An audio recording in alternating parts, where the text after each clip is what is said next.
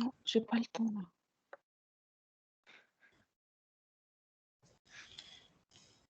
Voilà, nous y sommes. Mesdames, Messieurs, bonjour. Merci d'être là, d'avoir répondu à notre invitation pour ce troisième volet du dossier électronique du patient, mais qui va traiter, je dirais, d'un sujet nettement plus dangereux pour le citoyen, pour le patient, voire pour vous, pour nous, c'est-à-dire les données de santé, les cyberattaques et à qui sert le crime. Et c'est le volet que nous désirions pouvoir aborder aujourd'hui. Nous avons 4 spécialistes pour aborder ce sujet. Je les remercie déjà d'avoir accepté de s'exprimer sur ce thème-là. Et sans plus attendre, je vous propose de donner directement la parole au premier d'entre eux. Il s'agit de monsieur Marco Pedrotti, qui vient de la Haute École Arc Jurassien, qui est responsable des R&D dans cette haute école et qui a son siège plus particulièrement en ce qui le concerne, je crois, sur Delémont.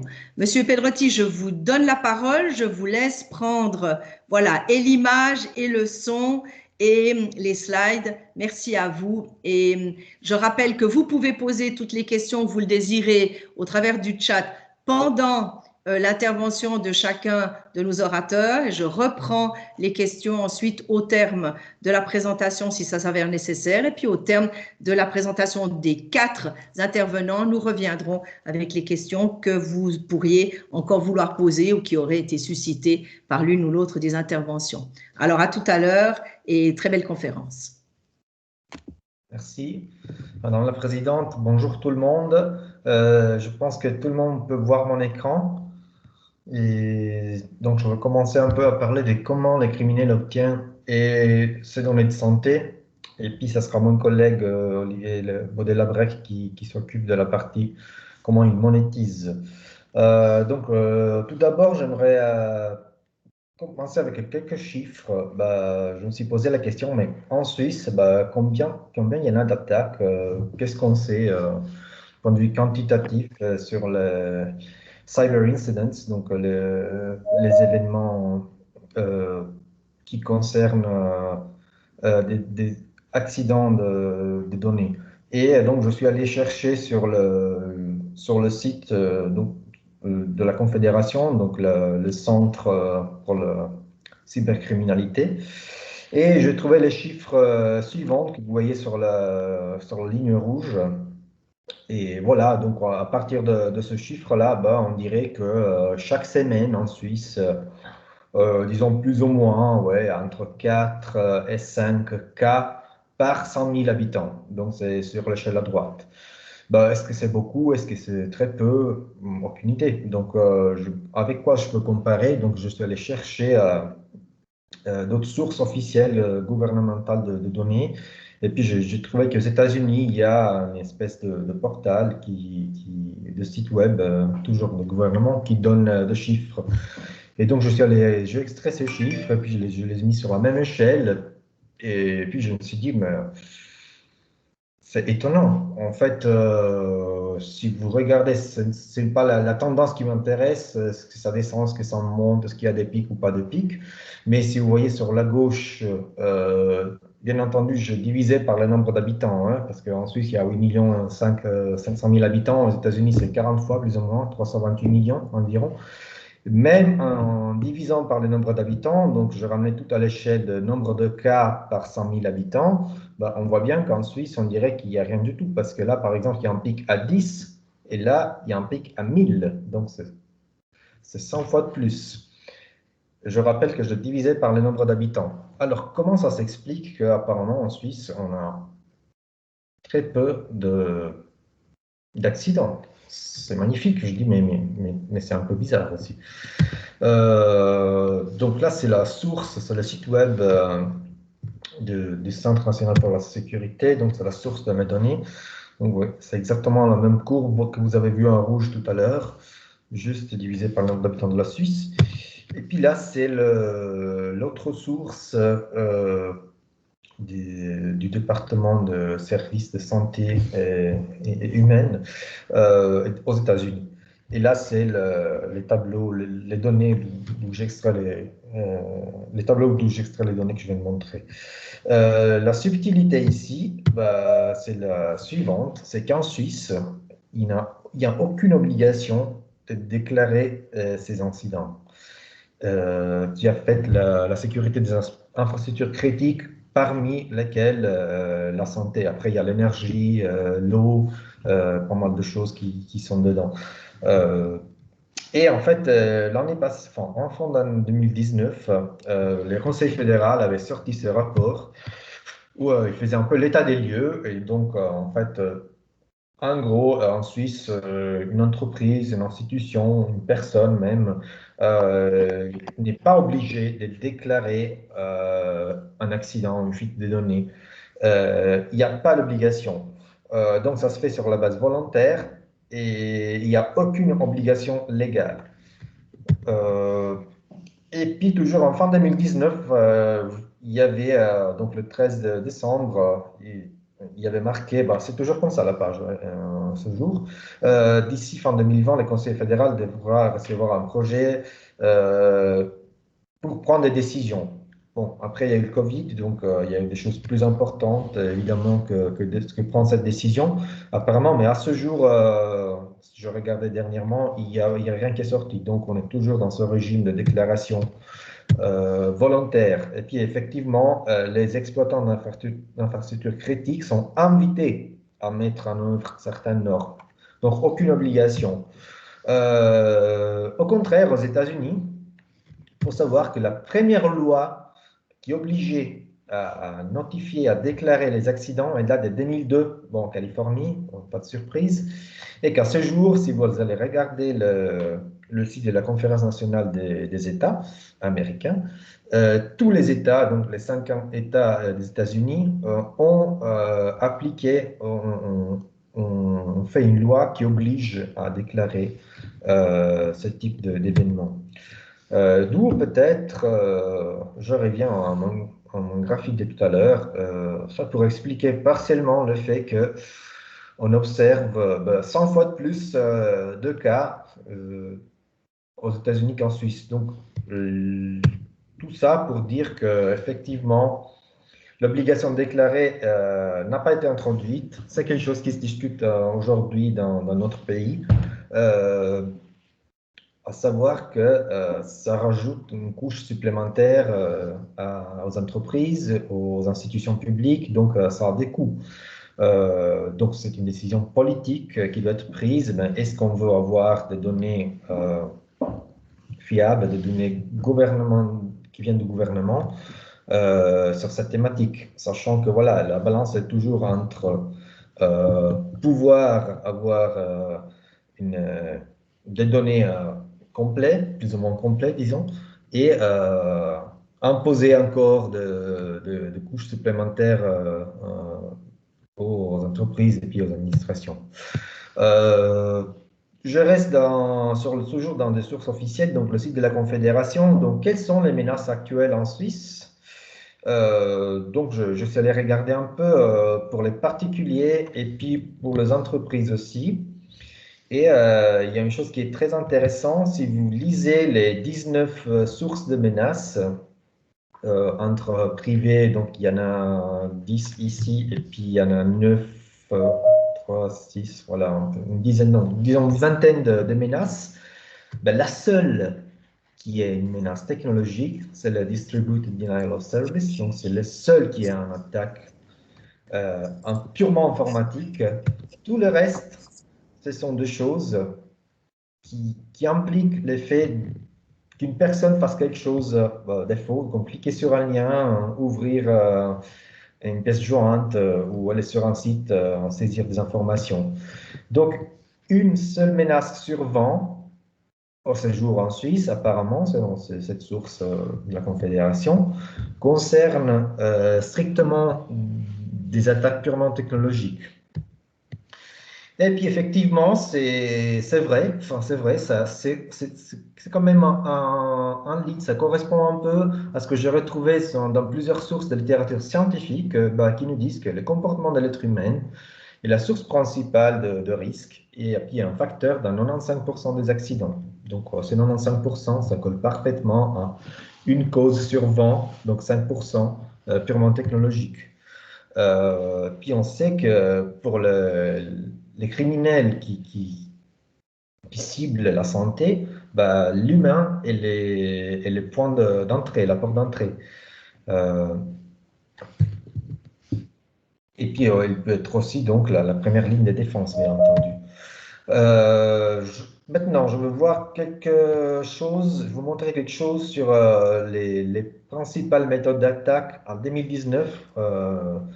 Donc, un rapport qui date de fin 2019, début 2020, qui n'a pas été refait parce que voilà, il y a Covid dans le monde, donc bien entendu. Mais il y a quand même quelque chose dedans. Je vais m'occuper surtout de social engineering, donc en fait, l'effet d'exploiter les personnes, l'être humain euh, pour entrer dans un système. Donc, c'est Malwarebytes, c'est une entreprise qui fait de la sécurité informatique, qui fait beaucoup de rapports dans ce sens. Et alors, c'est quelque chose que vous avez déjà vu peut-être dans votre vie quotidienne. Ben, vous recevez un mail avec un niveau d'anglais plus ou moins déjà comment dire, élevé. Nice day, voilà, c'est déjà quelque chose qui fait tilter parce que c'est pas de l'anglais courant, mais c'est très utilisé dans les arnaques. Et puis en fait, vous avez la classique pièce jointe qui contient un sympathique logiciel qui fait plein de choses intéressantes, comme prendre contrôle de votre webcam, de votre ordinateur, qui télécharge autre chose sur votre machine, qui enregistre que vous tapez sur le clavier, etc. Et il y en a plusieurs de ce mail qui véhiculent plusieurs de ce logiciel qui font plusieurs choses très intéressantes. Donc, c'est pas que dans le mail, mais suite au coronavirus, c'est une image que vous connaissez peut-être. Ça, c'était le site web de la Johns Hopkins University qui fournissait les statistiques officielles. Ça, c'est un joli logiciel qui réplique en fait l'interface et puis peut-être aussi les données de la Johns Hopkins University, mais qui en fait, une fois installé, bah, il contient un Danabout qui fait aussi beaucoup de choses intéressantes que vous voyez ici sur la gauche. Et c'est aussi l'exploitation de l'histoire du coronavirus pour inviter les gens à saisir des choses dans des sites web qui sont effectivement faits pour capter votre nom d'utilisateur, votre mot de passe. Tous ces mails-là, si vous regardez le texte, ils sont de 2020 et ils exploitent tous la peur ou l'envie des gens de se protéger, d'en savoir davantage sur le Covid. Donc, c'est une technique de phishing classique, mais qui a été rapidement adoptée dans l'année 2020. On parle des ventilateurs, on parle d'offres, on parle de beaucoup de choses qui sont en lien avec les Covid. Donc, l'histoire Covid a été exploitée aussi pour lancer des attaques, même au Japon. Là, par exemple, c'était un point doc, donc quelque chose que vous dites, mais c'est un doc, donc qu'est-ce qu'il peut faire? C'est pas un exécutable. Mais du moment où on clique sur le bouton qui apparaît ici en jaune, activer le contenu, il y a 3000 choses intéressantes qui se passent parce qu'en fait, ça contient un logiciel derrière voilà, qui est des mots-têtes, qui aussi fait beaucoup de choses intéressantes derrière sans qu'on le voit. Donc en fait, c'était pour dire que ça part toujours d'un clic sur un lien, d'un clic sur une pièce jointe, d'une saisie de données. Mais quand vous regardez ça, moi je me dis, mais qui va cliquer sur une telle pièce jointe, qui va croire à ça, qui va vraiment saisir des informations là-dedans? Mais personne, c'est impossible. Ben non. Là, c'est un rapport 2020, en fait. Il y a 80% des personnes qui ne cliquent pas, mais ce qui implique qu'il y a 20% de gens qui cliquent. Et dans ce 20% de gens qui cliquent, ben, les 13% ont même saisi son mot de passe.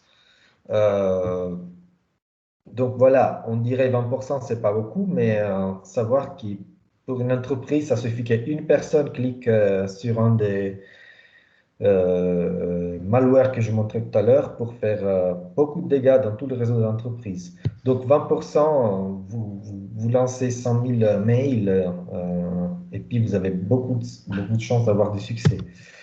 Maintenant, j'aimerais aussi amener ce dernier point qui est reconnu dans la littérature académique, bien entendu.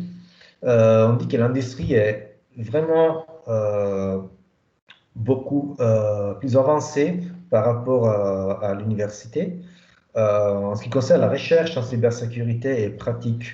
Et puis, effectivement, si vous recherchez des rapports, des données sur la cybersécurité, en santé particulièrement, mais aussi dans d'autres domaines, vous tombez sur plein de rapports qui sont faits par des entreprises comme Swisscom, Malwarebytes, Bulletproof, dans des entreprises de sécurité informatique. Et puis c'est vrai, effectivement, ce qui est étonnant quand on cherche, je suis parti d'une recherche de la littérature scientifique, et puis j'ai découvert qu'effectivement, il y a plusieurs de ces organisations qui font des études de sécurité annuelles, et que ces études sont souvent la seule source de données et qui sont même cités dans les éditoriaux des journaux comme les British Medical Journal, donc assez importants. Euh, mais aussi, il y a des critiques parce qu'effectivement, ces entreprises ont un intérêt financier derrière qui est tout à fait légitime parce qu'elles vendent des produits pour la protection. Donc, je dis pas, je ne mets pas de jugement de valeur, mais elles ont peut-être un intérêt euh, à nous donner une image qui est, ben, attention, ça continue de croître, il faut vous protéger, il faut vous former, il faut... alors, tout est juste, mais quelle est en fait la balance entre se fier à des entreprises qui donnent des données, mais qui ont un intérêt financier derrière, et plutôt chercher ces données dans des sources gouvernementales, donc qui n'ont pas d'intérêt financier derrière. Donc, je ne veux pas prendre plus de temps à mes collègues. Pour synthétiser mon intervention, donc, je dirais 3 points à retenir, tout ce que je viens de dire. L'importance de l'obligation de dénoncer et donc d'où vient aussi la disponibilité des données indépendantes, si on peut dire ça, sans intérêt derrière. L'effet que les comportements de l'être humain est la principale source d'accidents, et puis l'effet de l'importance d'avoir des sources qui soient institutionnelles ou commerciales, mais pour l'instant, la réalité, c'est que les vraies données, on les retrouve, beaucoup de données en tout cas, on les trouve dans des sources commerciales, en tout cas en Suisse pour l'instant. Là, j'ai toutes les références de ce que je viens de dire, mais bien entendu, ça sera à disposition par la suite. Et là, je crois que j'ai terminé mon intervention. Je vous remercie, Monsieur Pedrotti, pour cette présentation. Je me permets une question par rapport à l'analyse que vous avez faite et à la pertinence des propos que vous avez tenus. Avez-vous le sentiment, dans les différentes lectures que vous avez pu suivre, que le domaine de la santé est plus attaqué que d'autres domaines, ou bien ça vous paraît être équivalent? Alors, c'est une très belle question. En 2019, il y a eu beaucoup d'entreprises qui ont ciblé la santé de healthcare dans le rapport comme ce que je montrais à l'écran. Il y a une chose qui est dans la littérature scientifique qui est très intéressante et sur laquelle on avait aussi envisagé un projet de recherche l'année passée, qui n'a pas passé malheureusement. C'est que dans la littérature scientifique, on dit toujours que le domaine de la santé est plus ciblé parce que les gens dans la santé ont une espèce de posture un peu laxe, ils sont pas très attentifs aux questions de cybersécurité et donc ils sont une cible plus facile par rapport, je ne sais pas, au domaine de la finance plutôt que les banques ou d'autres entreprises. Et c'est quelque chose qu'on retrouve à plusieurs reprises dans la littérature scientifique. c'est des propos qu'on retrouve même dans des journaux comme le British Medical Journal, donc pas dans n'importe quel journal.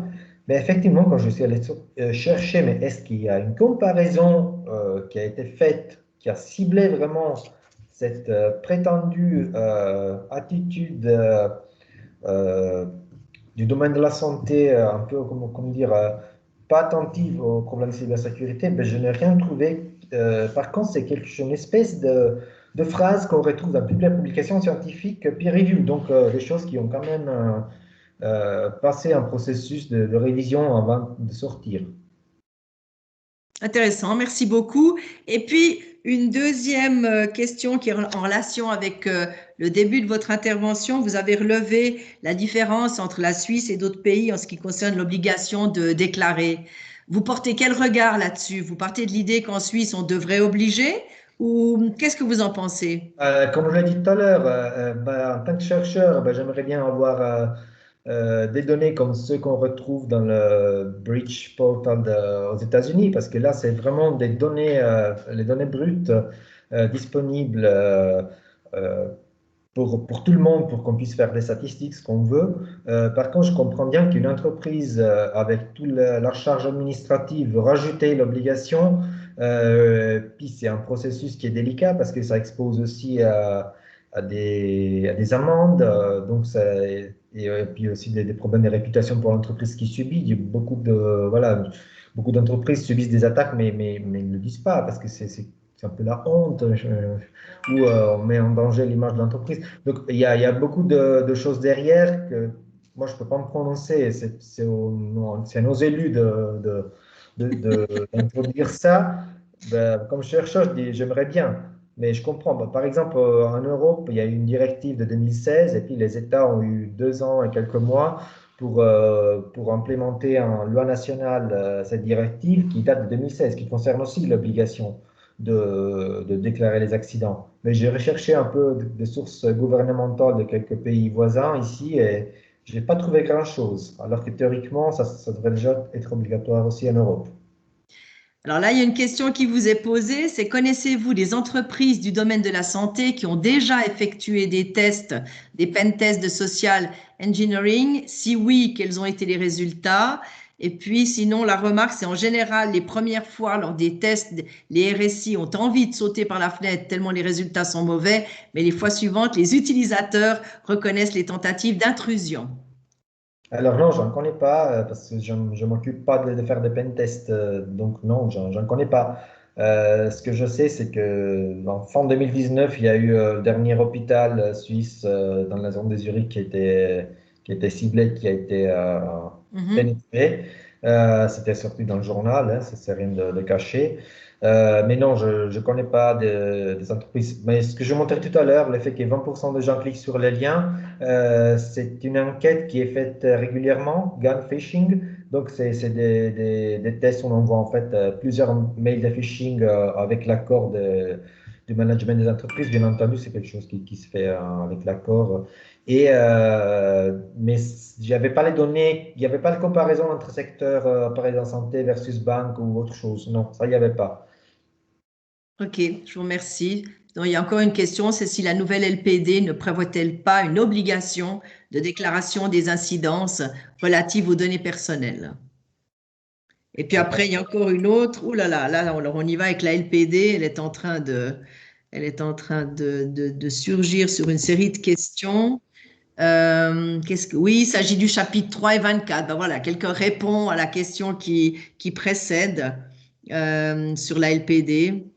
Écoutez, je vous propose qu'on reprenne ça, ces questions-là après, après d'autres interventions, si vous le permettez. Ça peut vous convenir? Moi, oui, oui. Oui? Parfait. Très bien. Et puis, effectivement, il y a des amendes qui peuvent être consultées sur les sites de DPA. Voilà. Et puis, on indique dans quel chapitre 3, article 24, ce qu'il en est pour la LPD et les obligations. Je vous remercie infiniment, Monsieur Pedretti. On se revoit tout à l'heure après Oui. la présentation des autres conférenciers. Je vous remercie beaucoup et je propose que nous puissions donner la parole à Monsieur Olivier Baudet-Labrec, qui est vice-doyen de l'Institut de lutte contre la criminalité économique, aussi à la Haute-École Arc, mais là sur le site de Neuchâtel. Monsieur Baudet-Labrec, bienvenue et je vous cède la parole. Magnifique, merci. Tout d'abord, merci beaucoup au Clusis pour cette invitation. Merci aussi à Marco qui vient de faire une excellente présentation sur comment en fait les cybercriminels avaient accès aux données de santé, ou du moins comment ils pourraient le faire. Et moi, je m'intéresse en fait plutôt à la seconde partie qui est en fait comment est-ce que ces cybercriminels monétisent ces données. Donc comment est-ce qu'ils les vendent? Et puis avant de lancer ma présentation, je vais vous présenter notre institut. Peut-être ce n'est pas tout le monde qui le connaît. Attendez, je trouve ma présentation. Voilà. Excellent. Donc, comme Madame Perrin-Jacquet l'a dit un peu plus tôt, je m'appelle Olivier Baudet-Labrec et je suis vice-doyen de l'Institut de lutte contre la criminalité économique de la Haute École de Gestion ARC à Neuchâtel. Donc, l'Institut de lutte contre la criminalité économique, ou l'ILCE, a été créé il y a à peu près une vingtaine d'années. Dans un premier temps pour faire de la formation, mais avec le temps, évidemment, on a développé des activités de recherche. Et puis, si à la base, on s'intéressait à la criminalité économique, on a élargi un petit peu. Et puis, on s'intéresse depuis, je dirais, plus d'une dizaine d'années à la cybercriminalité aussi. Pour commencer, l'une des activités qu'on fait à l'heure actuelle, donc dans nos activités de recherche, c'est un peu faire ce qu'on appelle du monitoring du cyberespace. Donc, on est à la recherche des activités cybercriminelles sur le cyberespace. Donc, vous pensez évidemment la vente de drogue sur le dark web, ce genre de choses. Ça fait partie des choses qu'on monitore, mais pas que. Et puis, évidemment, quand on a été contacté pour participer à cette conférence, on s'est dit, excellent, on va s'intéresser à la vente de données médicales en ligne. Donc, comme point de départ, qu'est-ce qu'on a fait? En fait, c'est qu'on a regardé un peu qu'est-ce qui avait déjà été fait en Suisse à ce niveau-là, un peu partout dans le monde, et on a trouvé, en fait, au niveau suisse, à peu près pas grand-chose, si ce n'est que Sébastien Fanti, donc Maître Fanti, a déjà dit une fois en conférence, ou je crois à la RTS, dans un interview à un journaliste, qu'un dossier médical peut se retrouver en vente sur le dark web pour une somme comprise entre 50 et 80 $. Donc, nous, on est parti un peu de ce constat qui n'avait malheureusement pas de source qui était citée avec celui-ci, mais on s'est dit on va regarder si ces éléments sont vrais et on va fouiller le cyberespace à la recherche de vente de données médicales en ligne. Il faut savoir que, étant donné qu'on fait déjà cette activité, on a accès à certains réseaux privés où on a réussi à s'infiltrer avec l'aide de partenaires, et ce qui nous permet d'aller vraiment dans les discussions sur les forums privés où les cybercriminels vendent ou achètent différents biens.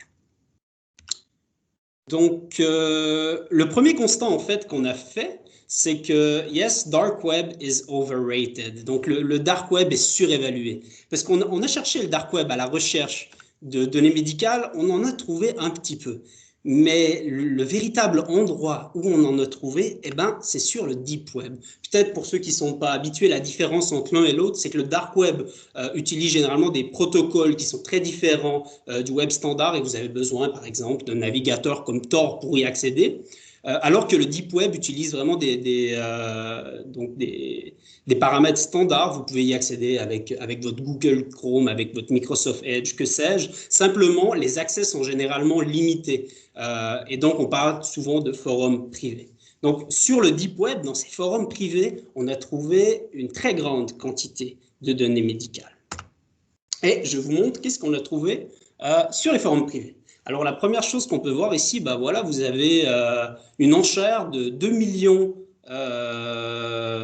d'entrées dans une base de données sur des Américains, donc différents États américains, et là, on dit que la source est un hôpital médical.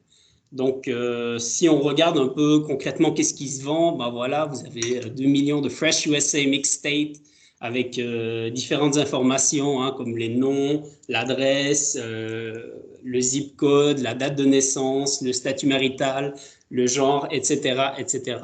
Et puis, vous avez un processus d'enchère, donc un prix de base de départ qui est de 25 000 $ américains. Et puis, vous avez aussi l'option du Blitz, le Buy It Now, un peu comme on a sur eBay, où vous pouvez acheter la totalité de la base de données pour ici 40 000 francs. Cela dit, on a essayé de contacter le vendeur. peut-être c'était trop tard. On voit que ça a été mis en ligne en novembre 2020 et nous, on a dû le contacter il y a à peu près un mois ou deux. Et puis, on n'a pas eu de retour. Donc voilà, est-ce que c'était vraiment une vraie vente? Ça, on ne peut pas malheureusement le dire. Un autre exemple qu'on a pu trouver aussi sur un forum privé, ben là, ici, on a un cas où c'est assez intéressant. En fait, le vendeur, il vend deux choses. La première, donc Thing One, vous avez un accès en direct à une base de données des hôpitaux pour enfants. Et heureusement, ce vendeur a un peu un sens éthique assez développé. Il nous dit « Please, careful children ». Les enfants, c'est l'avenir. Donc, on le remercie pour cette pensée. Mais la deuxième chose qu'il vend, alors, c'est 30 millions de données médicales, encore américaines, mais dans cette batch-là, il n'y a pas d'enfants. C'est assez intéressant de voir comment c'est vendu un peu sur ces plateformes. Cela dit, c'est très rare qu'on arrive à trouver en fait ce genre d'annonces sur les forums. On a dû chercher pendant très longtemps pour arriver à ces annonces. Je vous montre juste encore une dernière chose. Par rapport à la dernière annonce que je viens de montrer, voilà ce qu'on nous donnait comme exemple. Donc, vous avez sur la gauche différentes données sur la patiente qui s'appelle Cindy Copax. Et on peut même voir voilà son X-ray sur la droite. Bon, après, tout ça est généralement bidon, mais on peut quand même voir qu'ils donnent des exemples pour essayer de vendre leur lot de données. Mais c'est très, très rare qu'on arrive à trouver en fait des reliquats de vente sur les forums privés. Pourquoi ça? En fait, parce que généralement, ça fonctionne comme ça. Donc, vous avez le cybercriminel qui a obtenu ces données, donc le premier qui a mis la main sur les données, et qui va généralement placer une annonce sur les forums de discussion privée. Et cette annonce, elle ne durera pas très, très longtemps. En moyenne, on parle de 4 heures. Pourquoi 4 heures? Premièrement, parce que c'est un côté marketing, comme quand on vous dit dépêchez-vous, téléphonez dans les 30 prochaines minutes et vous aurez un 2 pour 1 sur... Bref, vous voyez un peu le genre de technique de marketing qui est utilisé. Les cybercriminels utilisent le même genre de technique. Et puis la seconde raison, c'est évidemment à partir du moment où la fuite de données est connue, les cybercriminels ont peur des autorités de poursuite qui pourraient venir à leur trousse. Alors, ils vont limiter vraiment le temps de l'apparition sur les forums privés de la vente des données médicales.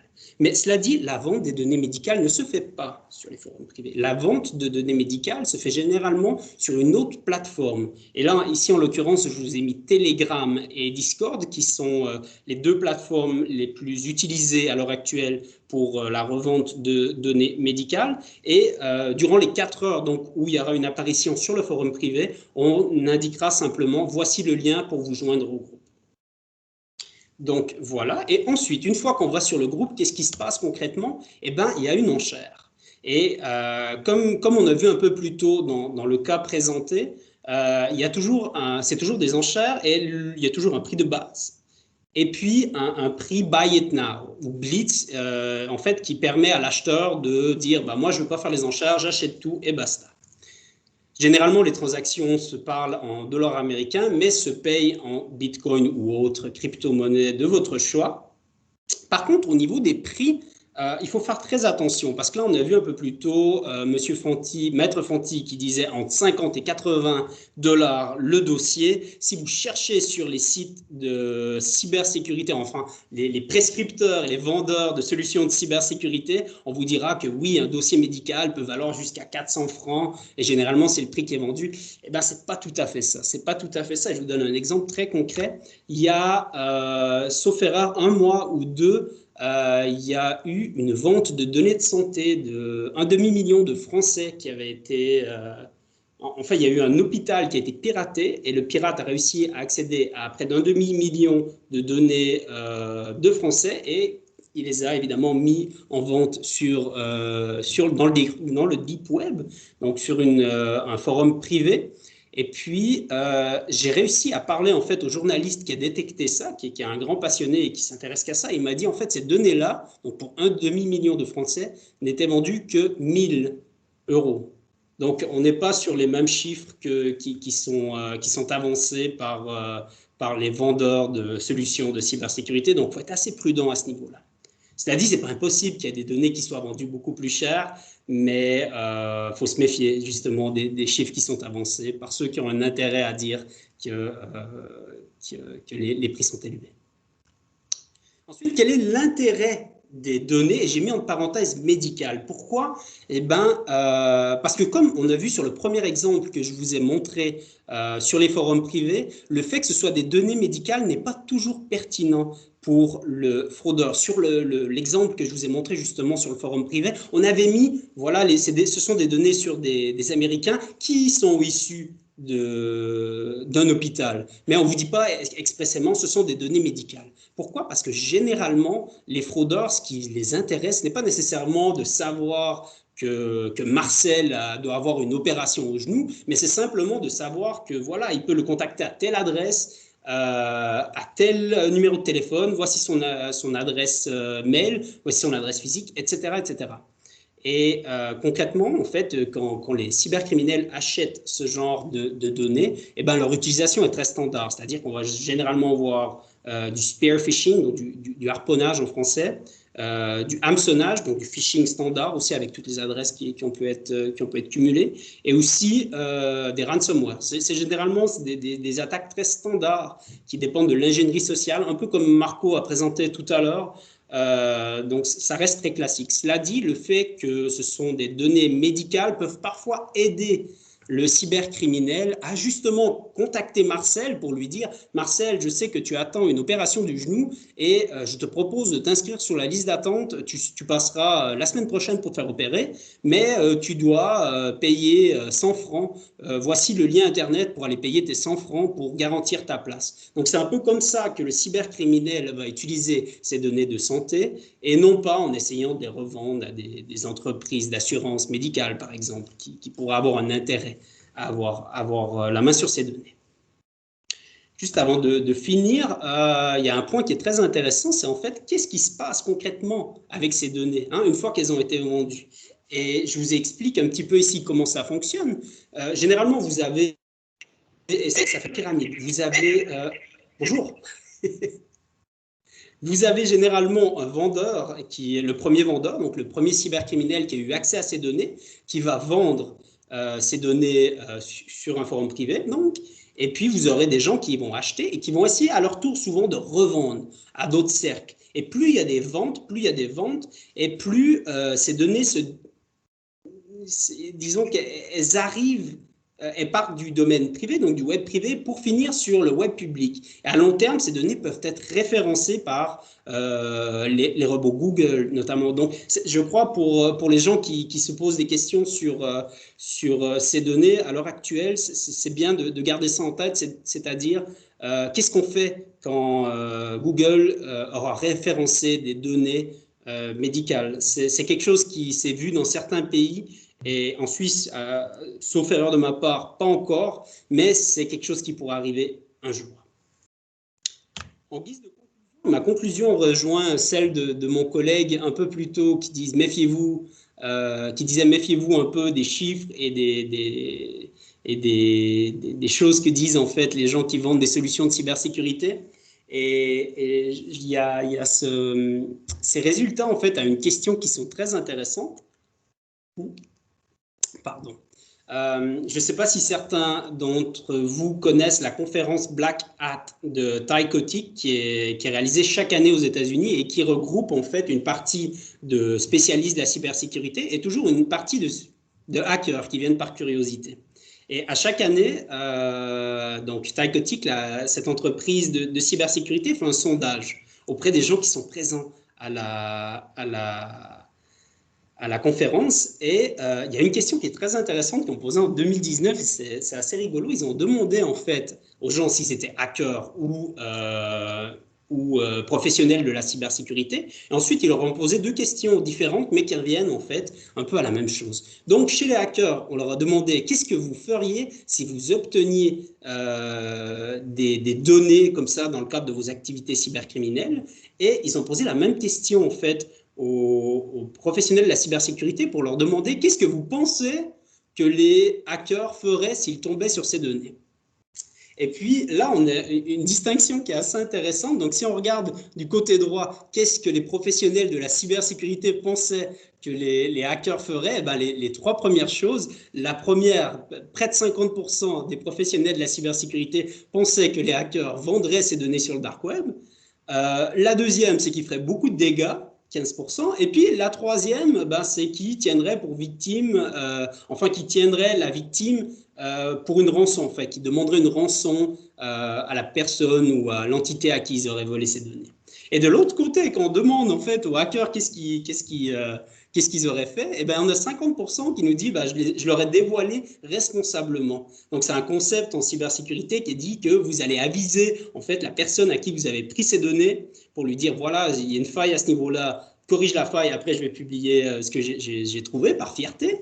Donc 50% ont ça en tête comme première chose qui arrive, et puis 33% après disent que je les garde simplement pour moi parce que la connaissance, c'est le pouvoir. Donc évidemment, après à 12%, on a affaire du dommage, mais seulement à 3%, on a la revente sur le dark web, et puis 2% pour les rançons sur la victime. Donc, faut faire attention à ce qui est dit par le marketing de la peur aussi souvent. C'est parfois loin de la réalité, mais somme toute, il faut quand même rester aux aguets par rapport à ces différentes problématiques. Voilà, moi j'ai terminé. Je ne sais pas s'il y a des questions. Alors, oui, il y a une question, mais juste avant de prendre la question, j'aimerais rebondir sur ce que vous venez de dire avec la comparaison entre le hacker, ce qu'il ferait des différentes informations qu'il a, et puis le regard je ne veux pas dire du citoyen lambda, mais enfin de l'entreprise en face. Est-ce que le profil du hacker, enfin plutôt, pour qui travaillerait le hacker, ça ne va pas changer, je dirais, la décision de ce qu'il va faire, de ce qu'il découvre? Parce que moi, je suis un peu surprise quand même de voir que le hacker va les garder pour lui. Ça, je veux dire, à un moment donné, je veux bien qu'on soit naïf, mais il ne faut quand même pas nous prendre pour des gros naïfs. Je me dis, le hacker suivant, pour qui il travaille? S'il travaille pour un État, s'il travaille pour une industrie pharmaceutique, s'il travaille, est-ce qu'il va réellement garder ça pour lui? Non, ça va être utilisé. Donc, je veux dire, quel était le profil des hackers qui ont été interviewés pour répondre à l'enquête que vous avez eue et aux résultats que vous nous proposez? Alors malheureusement, Taïkoti qui n'a pas posé de questions sur le profil du hacker justement, donc c'est difficile de justement peser ces résultats en fonction de la nature du hacker. Hein. Donc est-ce que c'est simplement des scripts qui disent, ou si c'est des hackers étatiques, ça change quand même considérablement ce qu'ils vont faire avec les données. Et d'ailleurs, comment et quelle sera la nature de ces données, évidemment. Ouais. Ok, je vous remercie. Sinon, il y a une question qui vous est posée. Est-ce que la réglementation des crypto-monnaies ne permettrait pas de limiter leurs utilisations par les acteurs malveillants? Oh, c'est une sacrée bonne question. C'est très intéressant. Cela dit, les crypto-monnaies sont, je crois, par nature quelque chose qui ne se régule pas. En fait, vous avez une régulation qui peut être étatique, mais les crypto-monnaies dépassent les frontières étatiques. Ce qui fait en sorte que même si vous le régulez au sein d'un État, vous aurez toujours des gens qui arriveront à contourner la réglementation et qui arriveront à passer l'argent d'un côté à l'autre et puis qui trouveront, in fine, une législation qui permet de retirer cet argent en monnaie fiat, par exemple. Ok. Bon, après, il y a une question qui est plutôt adressée au CLUSIS où on nous demande si on ne pourrait pas avoir un rôle politique quant à la transparence d'annonces des datas en faveur, bien entendu. Écoutez, on s'interrogera sur la question. Ce n'est pas juste maintenant que je vais y répondre. Je vois qu'il y a encore une question. Je la prends, elle est plus bas. En général, le stéréotype des intéressés des données médicales sont les assureurs en vue d'assurer ou pas le client selon sa santé physique. Effectivement, c'est pour ça que je venais vers vous pour vous demander quel était le profil des hackers. Hein, je veux dire, suivant pour qui ils travaillent, effectivement, ça peut être particulier. Mais voilà, les premières questions qui ont été posées, je vous remercie infiniment tous les deux. Vous avez votre direction d'ailleurs qui vous remercie, et Monsieur Pedrotti et vous-même pour vos interventions. On vous retrouve dans un petit moment, et puis si vous le permettez, je propose qu'on donne maintenant la parole à Monsieur Morand-Fachot, s'il arrive à nous rejoindre. À tout à l'heure. Merci, Monsieur Baudet-Labrec. Alors, Monsieur Fachot, qui est indépendant, contracteur BBC, Monitoring et Lecturer Media and International Affairs à la Geneva School of Diplomacy. Alors, est-ce que M. Moran-Fachot arrive à nous rejoindre avec ce regard plus en dessus sur ce problème des attaques et ce qu'on en fait, les différentes attaques dans le monde? Êtes-vous là, M. Moran-Fachot? On a eu un petit problème avec lui tout à l'heure, justement pour la connexion. On attend encore quelques instants, sinon on inversera. Si ça s'avère être... Ah, je crois qu'il nous a quittés. Je ne sais pas ce qui s'est passé. Sinon, ce que je propose, si ça peut jouer pour M. Sigula, c'est de vous donner la parole, M. Sigula. C'est possible? Oui. Est-ce que j'ose vous solliciter maintenant? C'est parti, je vais partager mon écran. Je vous remercie beaucoup. Vous êtes analyste cybersécurité senior chez Cyber Angel et vous avez fait toute une étude Tout à fait. Alors, sur le dossier et c'est la raison pour laquelle nous nous sommes permis de vous solliciter. Est-ce que vous voyez mon écran? Oui, monsieur, absolument, tout à fait. Voilà, c'est parfait. Je vous laisse la parole. Super. Et d'ailleurs, ça tombe bien que je passe maintenant, puisqu'il y a des choses, je vais rebondir sur la présentation précédente d'Olivier. Mais d'abord, avant de démarrer, je voulais vous présenter très rapidement quel était comment fonctionnait Cybelangel, donc la société où je travaille, je suis analyste cybersécurité. Donc Cybelangel, c'est une société française de cybersécurité et nous partons à la recherche de documents qui sont exposés sur des périmètres où ils ne devraient pas l'être. Donc ça inclut le dark, le deep web, peu importe comment on l'appelle, et ça inclut également des supports de stockage qui sont non protégés, type des serveurs, par exemple, des serveurs à la maison, des serveurs professionnels dans des data centers, qui laissent exposer de la donnée parce qu'ils sont mal protégés. Et ça arrive énormément. On va y revenir dans une seconde partie parce que c'est un peu le cœur de cette étude que je voulais vous montrer sur en particulier les imageries médicales. Avant que vous continuiez, est-ce que vous pourriez améliorer le son? On a un problème avec votre son qui n'est pas excellent. Attendez, je vais mettre mon casque, on va voir si ça va changer quelque chose. Oui, s'il vous plaît. Est-ce que c'est mieux comme ça? Ça semble être meilleur, oui. Ah, ok, je devais être trop loin de mon micro. Voilà, veuillez m'en excuser. Oui, voilà, c'est parfait. Super. Alors, bon, ça n'a échappé à personne, et puis c'est ce qu'on a déjà dit en préambule dans cette conférence, les hôpitaux sont sous la cible de cyberattaques. On l'a vu notamment en France au mois de février. Il y a de nombreux hôpitaux qui se sont fait attaquer par des groupes de ransomware. Donc, les données ont été subtilisées et, dans certains cas, ont été rediffusées sur les plateformes tenues par les cybercriminels. Alors, mais ce n'est pas tout. Ici, on est dans un cas, pour rebondir sur ce que disait Olivier, de personnes qui, sur des canaux cybercriminels, proposent de la donnée à vendre. Alors, je vais pas revenir sur la capture d'écran qu'on voit en bas à droite, puisque Olivier en a déjà parlé et a raconté toute l'histoire autour, mais ça reste une histoire très intéressante de données de patients qui est distribuée totalement gratuitement.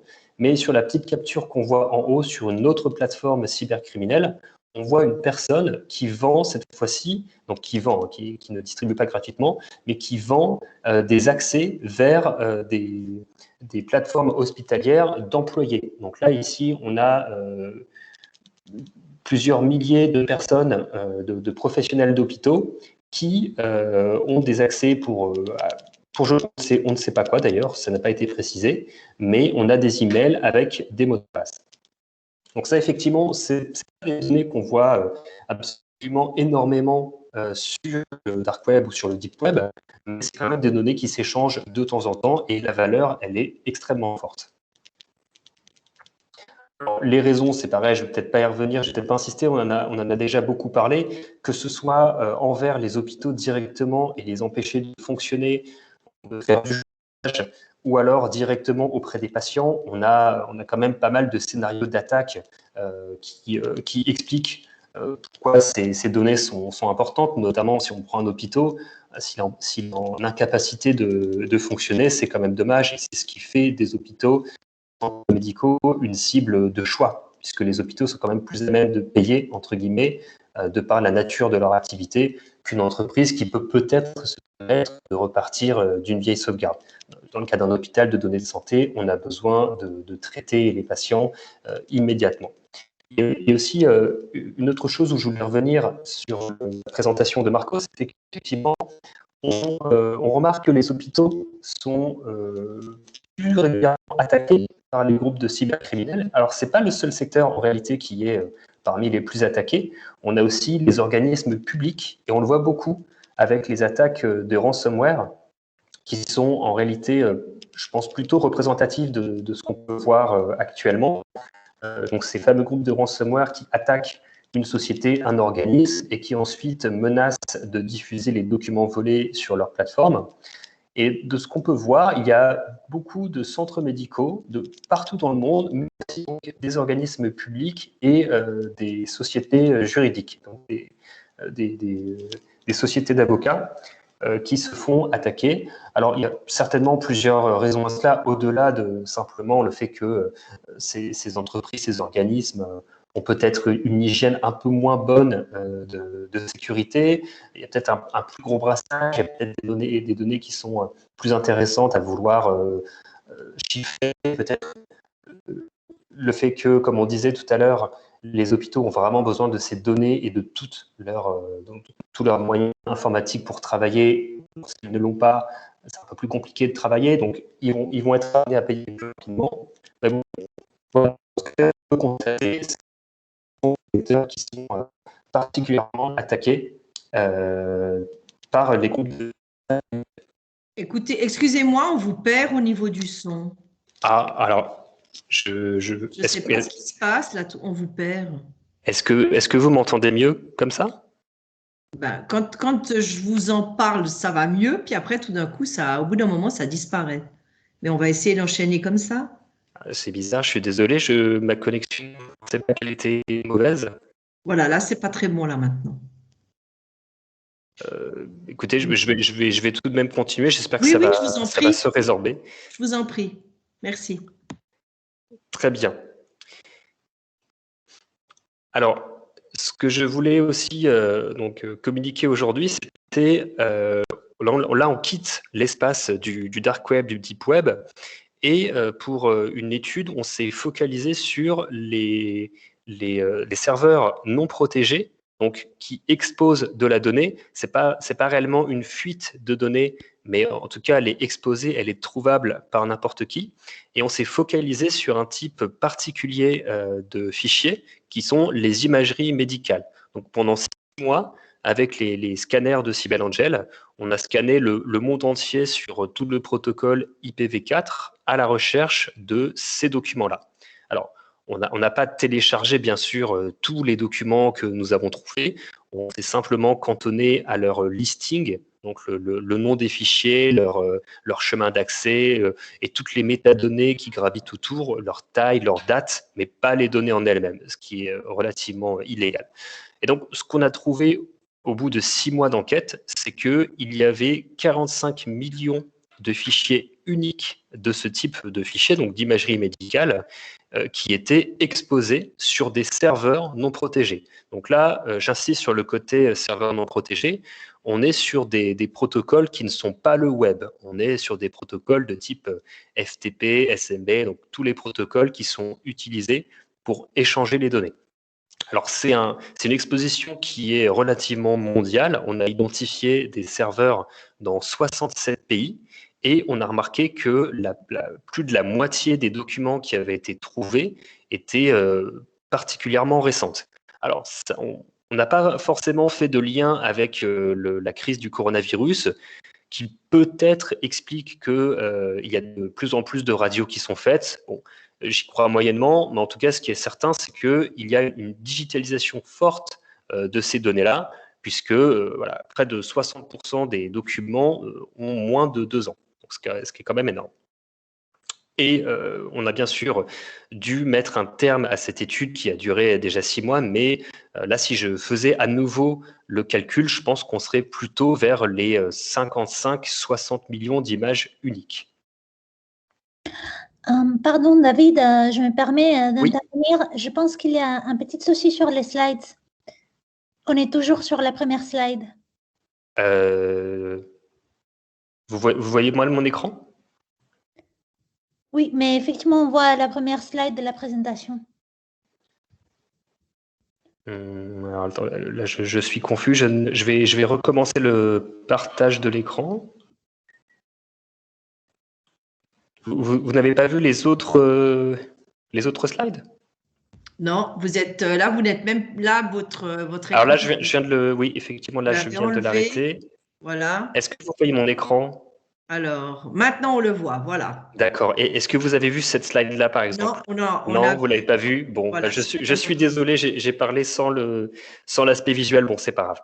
C'est pas grave de toute façon. On arrive à la partie la plus intéressante qui était donc l'exposition des imageries médicales avec quelques petits visuels. Donc, pour expliquer qu'est-ce qu'une imagerie médicale, donc, on est parti vraiment sur la base des fichiers appelés des fichiers DICOM, donc des fichiers .dcm qui peuvent comprendre à eux seuls un véritable dossier patient, puisqu'ils peuvent comprendre jusqu'à plus de 200 données associées à l'image. Donc, ce n'est pas juste une simple image, c'est vraiment une image avec des données de patients, notamment le nom du praticien, quelques commentaires sur la région du corps qui a été prise, etc. Donc, on a vraiment, on peut avoir des données relativement sensibles dans ce type de fichier. Alors, comment est-ce que ces données peuvent être retrouvées, exposées sur Internet, c'est-à-dire sans nécessité d'authentification pour les retrouver? On a plusieurs cas, on ne va pas tout lister, mais on en a 3 principaux véritablement.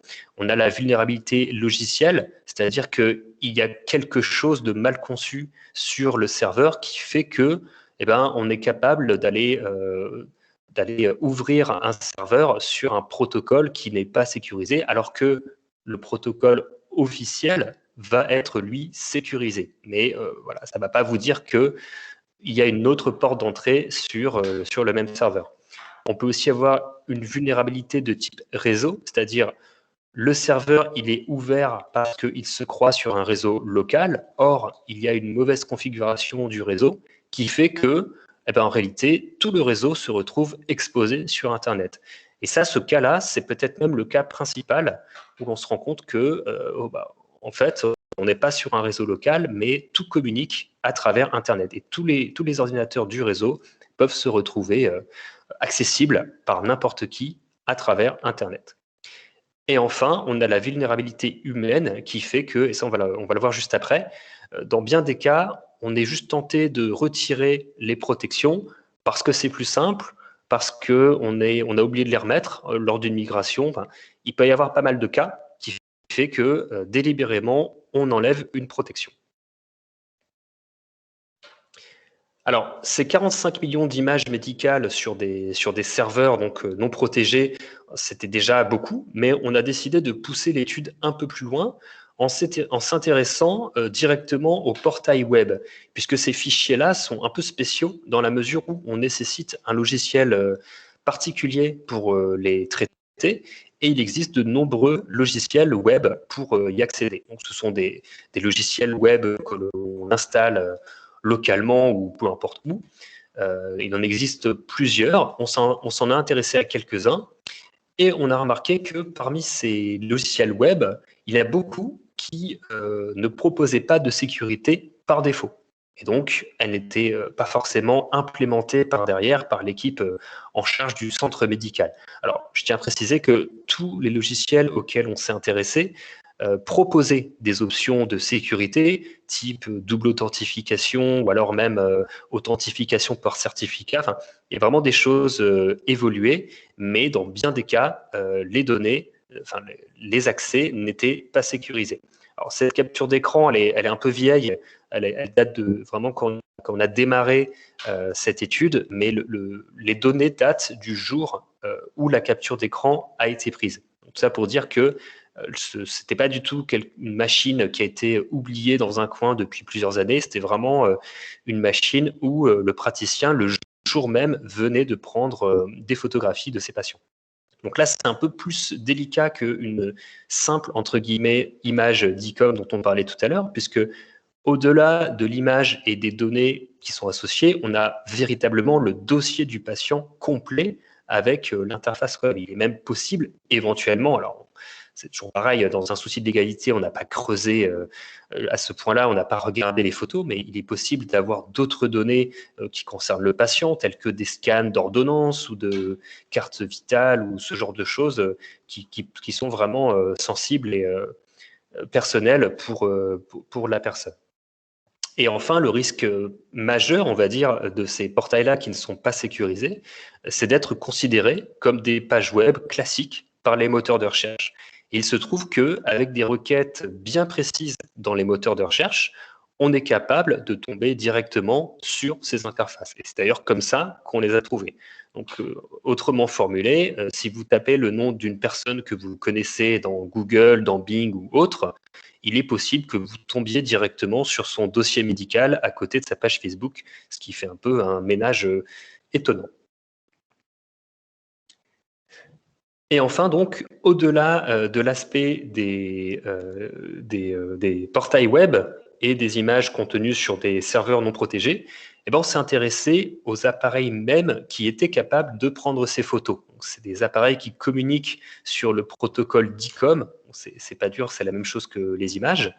Et ces appareils-là, ils sont connectés à Internet. Alors, la plupart du temps, ils sont sur un réseau local, mais on a quand même réussi à identifier de nombreux appareils à travers le monde, près de 4000, qui étaient accessibles via Internet, qui communiquaient sur Internet.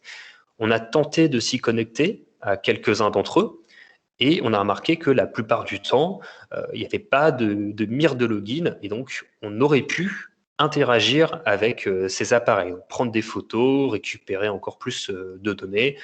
Toujours la même chose, dans un souci de légalité, on a simplement toqué à la porte et on a vu que c'était ouvert. Mais voilà, en tout cas, il est possible de les contrôler à distance. Alors là, je vous présente cette étude qui a duré 6 mois et qui comprend encore d'autres détails. Pour vous dire, par exemple, on a aussi trouvé des services qui vous proposent de sécuriser en ligne vos fichiers DICOM. Ça vous les sécurise, ça vous permet aussi de les visualiser. Donc c'est très très bien. Il y a une interface web qui, pour le coup, comprend un mot de passe, très bien. Sauf que certains de ces services, on a remarqué qu'ils faisaient partie des serveurs qui étaient non protégés. C'est-à-dire que vous faites appel à un service tiers pour sécuriser vos données. Il y a un mot de passe sur le protocole web, sauf que par derrière, le serveur fait fuiter toutes les données de vos patients. Et des serveurs comme ça, on en a vu plutôt pas mal dans le cadre de nos recherches. Et dans la même veine, même lorsqu'on a un portail web sécurisé, c'est pas dit que le serveur qui fait tourner le portail, donc vraiment le serveur HTTP, a lui-même des failles qui permettent à des attaquants d'aller bypasser la mire de login pour aller récupérer toutes les informations qui sont derrière. Donc en fait, cette étude, elle a montré que il y avait énormément de données de type médical à aller chercher de manière tout à fait non protégée, ouverte, exposée sur Internet, et que ces données, par moment, étaient récupérées par des cybercriminels, quelquefois échangées. On a vu plutôt dans cette conférence la valeur de ces données, et effectivement, il y a quand même peut-être des choses à faire. Maintenant, ce qui est un peu particulier avec le secteur de la santé, et pour avoir échangé dans le cadre de cette étude avec des professionnels de la santé et de la sécurité, c'est qu'il y a une espèce de compromis à faire, puisque ces données-là, elles doivent être accessibles par le personnel médical pour pouvoir traiter rapidement les patients, ce qui fait qu'il n'y a pas toujours de la sécurité qui est faite avec une authentification forte et des mesures pour accéder à la donnée. Mais d'un autre côté, si elle est trop ouverte, se pose la question de l'exposition de ces données à tout à chacun.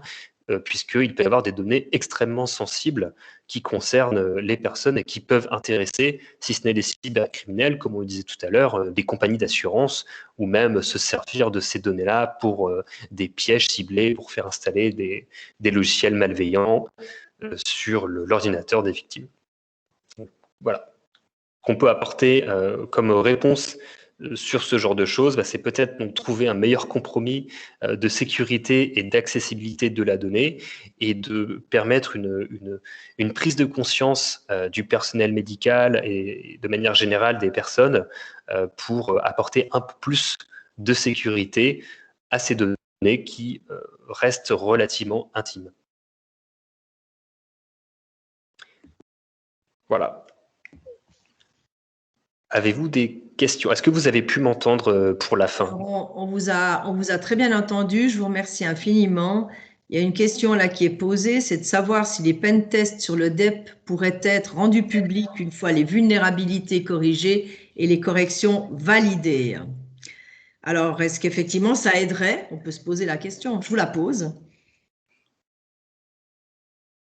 Alors, excusez-moi, je relis la question. Du coup, j'en profite pour mettre ma caméra. Bonjour. Ah, voilà, comme ça, ils vont être... Vous m'avez pris de court tout à l'heure, j'ai oublié de la mettre en préambule. Ouais.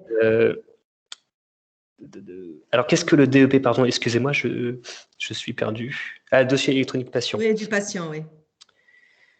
Alors ça, je ne sais pas. Je ne sais pas du tout si tout ça sera rendu public. Je suis désolé, je ne peux pas répondre à cette question. Écoutez, moi, je peux pas non plus y répondre à ce jour, mais on sera attentif à cette remarque.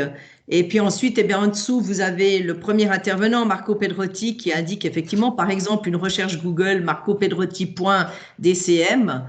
Voilà, on peut effectivement avoir des informations. On peut, effectivement. En fait, c'est assez étonnant puisque dans la semaine, un peu plus tôt dans la semaine, j'ai lu une autre étude d'un autre cabinet de cybersécurité qui n'est pas parti sur le même angle d'attaque que nous sur les imageries médicales, mais qui a fait le même constat avec une recherche vraiment précise. Les personnes ont réussi à accéder à des données de patients, de personnes qu'elles connaissaient. Donc vraiment au même titre que des recherches lors des résultats, vous avez Facebook, vous avez les réseaux sociaux et puis vous avez le dossier du patient sur une interface qui n'est pas sécurisée. Donc, comme quoi c'est vraiment un souci très très actuel. Je vous remercie beaucoup. Je propose qu'on vous retrouve pour la dernière partie. Je vais voir si j'arrive maintenant à voir Monsieur Moran-Fachot. J'espère. Il est apparu tout à l'heure au milieu de votre présentation. Voilà, il est là. Superbe. On va y arriver. Vous m'entendez? Oui, nous vous entendons. Je vous en prie, monsieur. Désolé pour tout à l'heure. Je ne sais pas ce qui s'est passé, mais c'est pas grave. On vous laisse partager votre écran. Oui.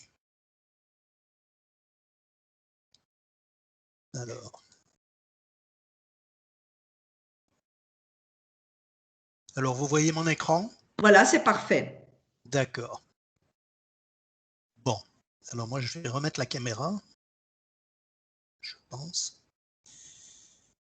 parce que je vois qu'elle est marquée. Bon, voilà. Bon, moi, il y a eu des présentations vraiment très, très spécialisées et très focalisées sur le médical. Ça n'était pas un domaine dans lequel j'ai beaucoup travaillé. J'ai travaillé sur le cybersécurité sur les installations critiques, les normes au sein de la Commission électrotechnique internationale. Donc, ma présentation va peut-être être un peu plus générale, je dirais, avec des références, bien entendu, au domaine de la santé.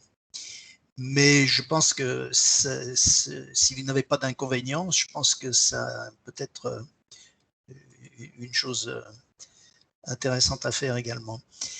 Donc, voilà, ce que je pense faire, c'est avoir... Est-ce que vous me voyez ou vous m'entendez? On vous entend, mais on ne vous voit pas. Mais on vous entend et on voit votre slide d'introduction. D'accord, parce que j'ai cliqué sur la caméra, mais je ne vois rien. Bon, je pense que c'est pas c'est pas trop grave si vous ne me voyez pas, je pense. Écoutez, peut-être qu'on va réussir à vous voir. Important, pardon. C'est plus important, je pense, de voir la présentation.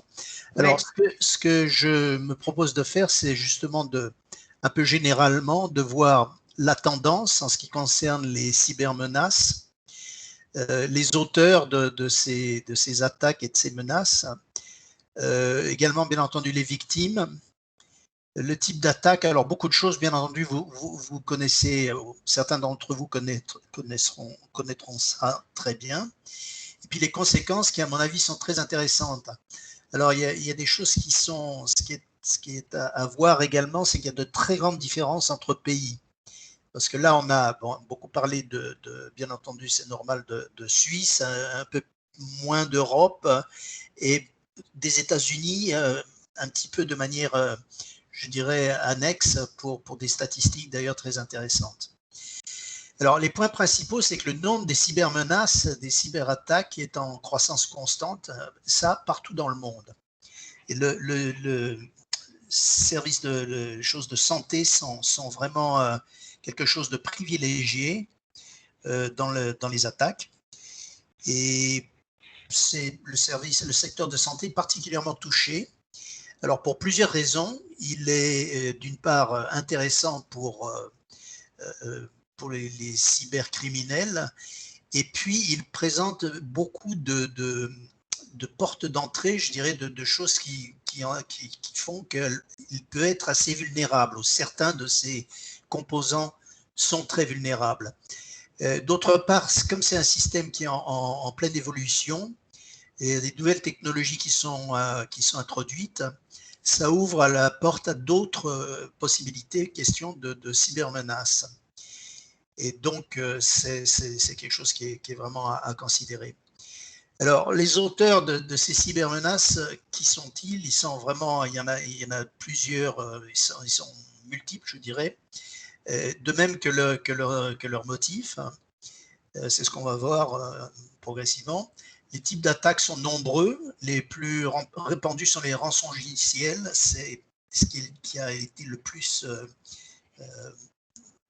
marquant l'année dernière. On a eu une croissance constante des cybermenaces et le domaine de la santé était particulièrement affecté avec, entre autres, on a eu quelques 400 hôpitaux américains touchés en novembre 2020 et 27 attaques majeures concernant des hôpitaux français en 2020. Une par semaine en 2021, ça a été annoncé par le secrétaire d'État à la transition numérique en France dans une intervention au Sénat le 17 février.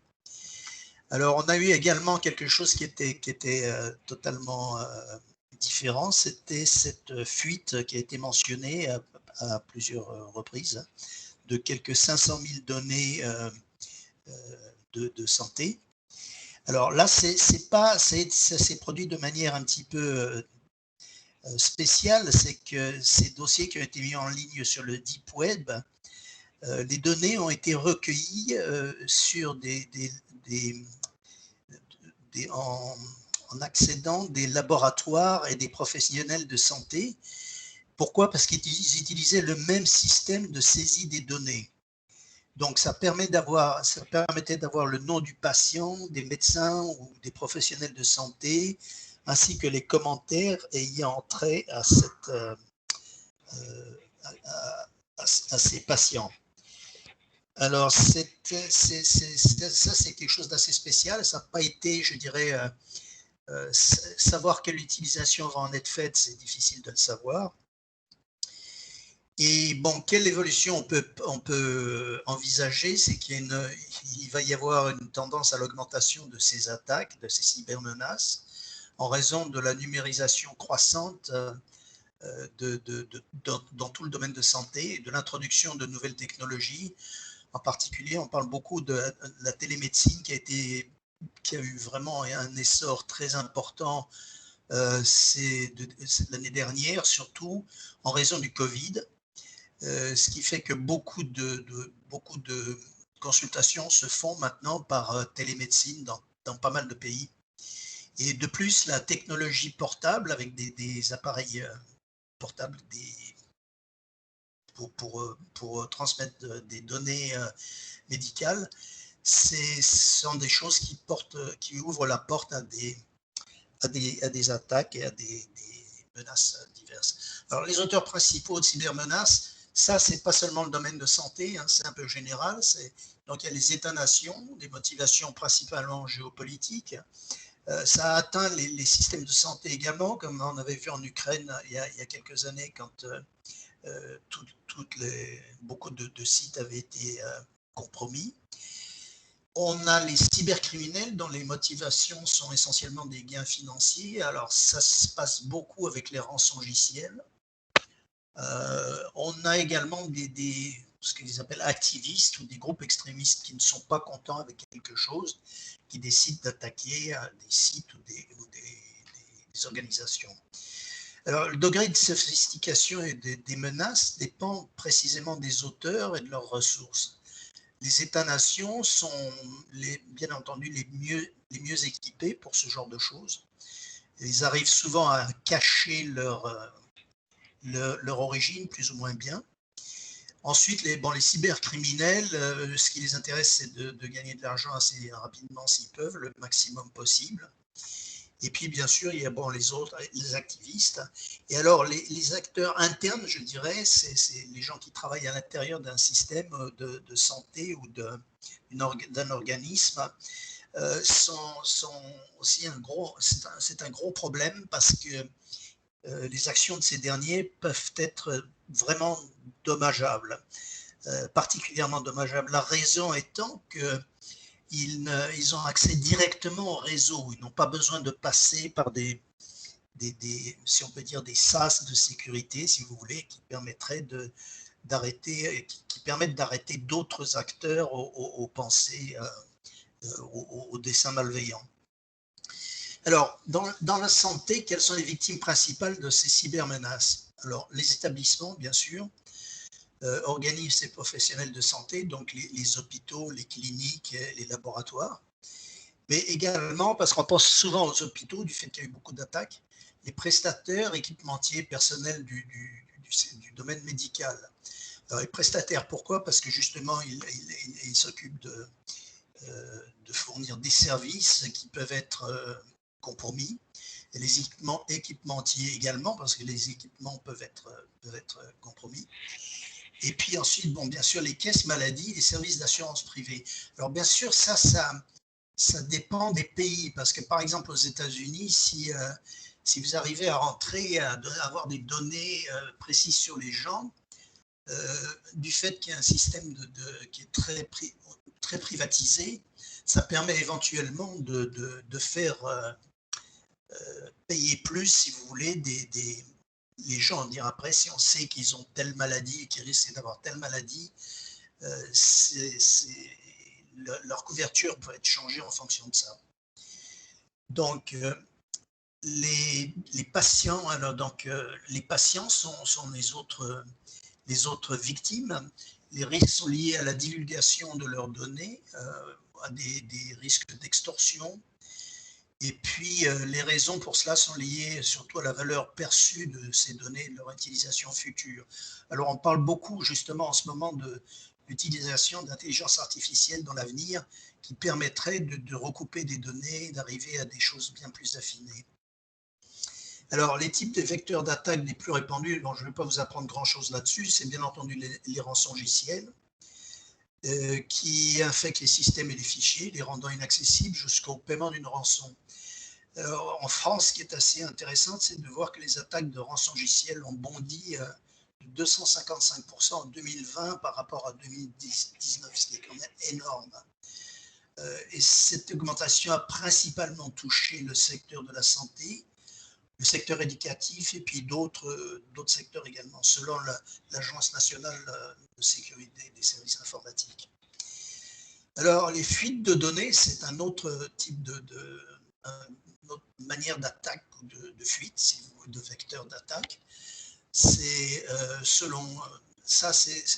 en Amérique plutôt, le secteur de la santé est celui qui connaît le plus grand nombre de fuites de données. c'est selon 2 études américaines, c'est pas nécessairement pareil partout. C'est ça le problème. Si on parle de ce genre de cybermenace, ça n'est pas la même chose. Chaque pays est différent, chaque continent est différent.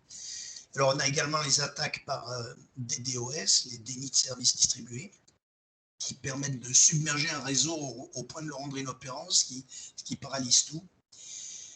Également, on a le piratage de la messagerie d'entreprise pour des raisons d'escroquerie. Alors, il y a quelque chose qui est assez amusant, c'est ce qu'on appelle la chasse à la baleine, ce qui vient de l'anglais, qui est whaling. C'est qu'on essaie de cibler les gens qui ont accès, qui peuvent payer, qui donnent des autorisations de payer en se faisant passer pour quelqu'un d'autre. Alors, ça, il y a eu plusieurs incidents de ce type-là. C'est pas souvent facile à détecter. Ça dépend des gens à qui on s'adresse en premier pour obtenir les permissions.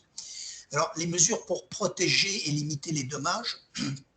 Alors, moi, comme j'ai travaillé à la Commission électrotechnique internationale sur les infrastructures critiques, je me suis beaucoup intéressé, bien sûr, aux normes internationales parce qu'elles sont essentielles pour assurer la protection contre les cybermenaces, pour la résilience des systèmes et des installations critiques en particulier.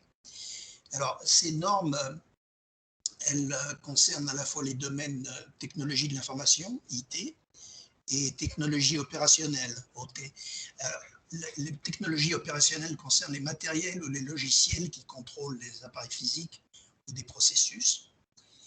La sécurité de l'information, famille de normes internationales essentielles pour les systèmes de management de la sécurité de l'information, que tout le monde connaît, qui sont préparés par le Joint Technical Committee, un comité d'études conjoint formé par l'Organisation internationale de normalisation, ISO, et également par la Commission électrotechnique internationale, l'IEC.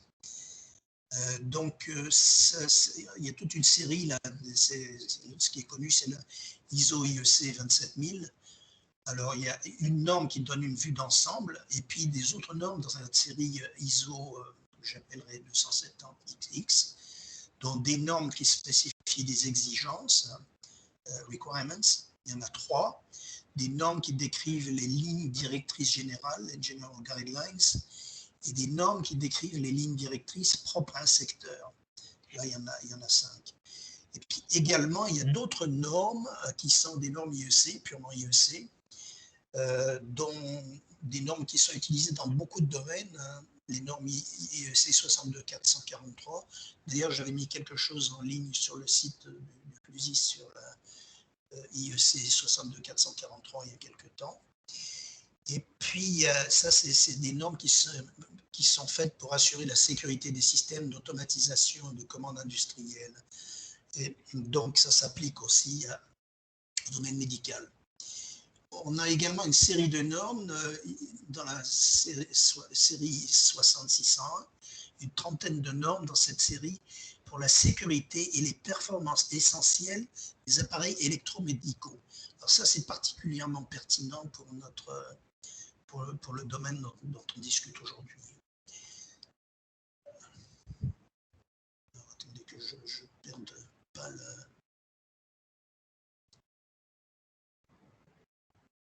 Voilà. Alors, il y a des normes également pour le contrôle d'accès, parce que ça, c'est très important pour empêcher les gens qui ne devraient pas avoir accès à certains systèmes. Ça permet de les empêcher d'accéder à ces systèmes.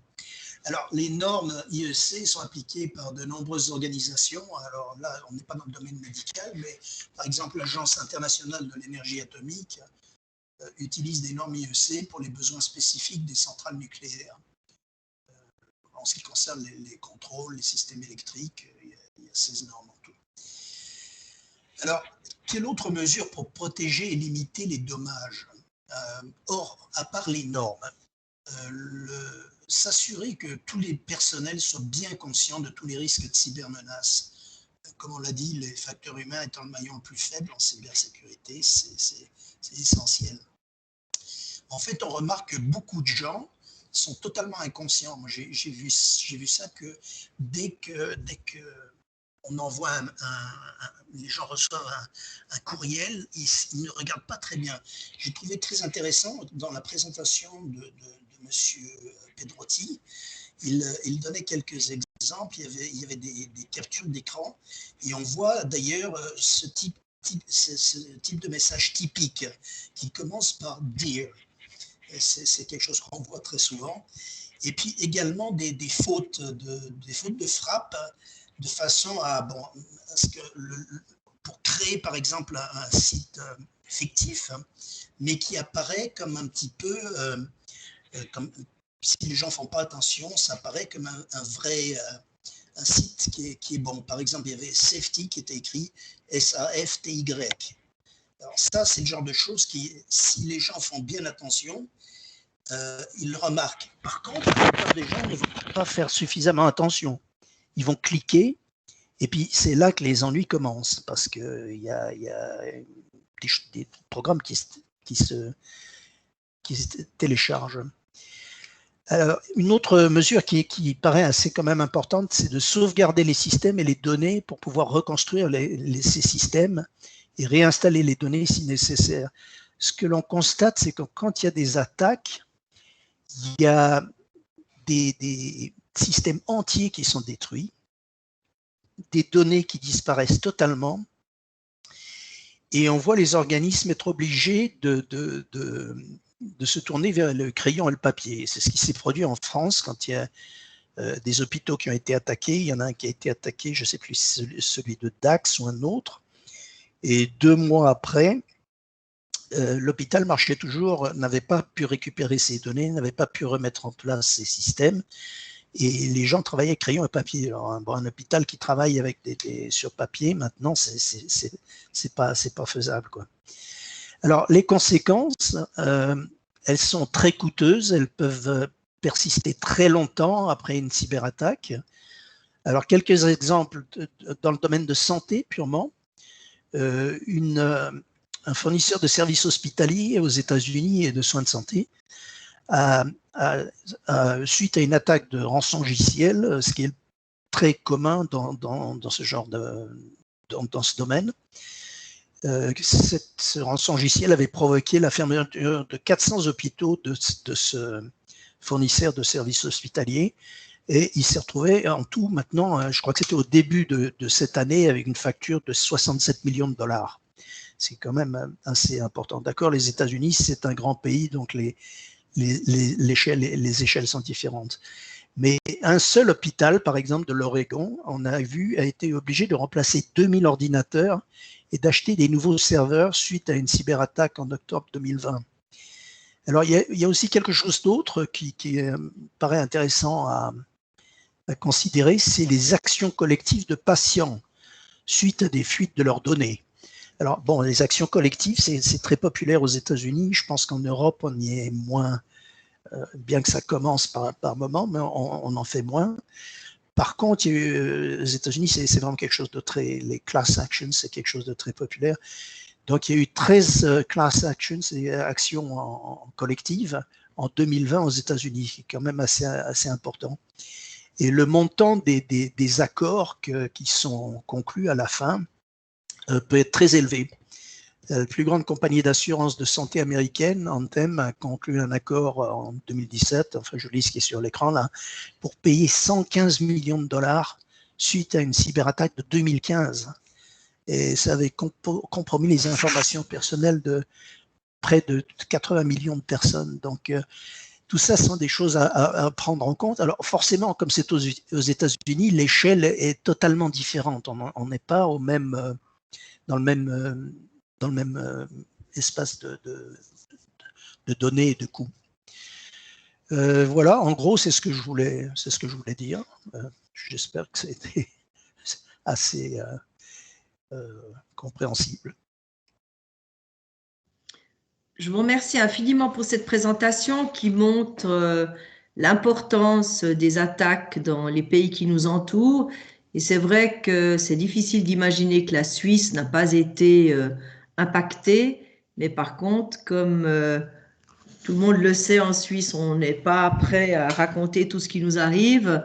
On est moins informé sur les résultats ou les enjeux pour un certain nombre d'entreprises. Alors, je propose qu'on prenne la partie questions. Je serai reconnaissante à nos 4 intervenants à revenir en place, que je puisse vous voir tous les 4 et qu'on puisse enlever, voilà, le dernier slide de Monsieur Fachot.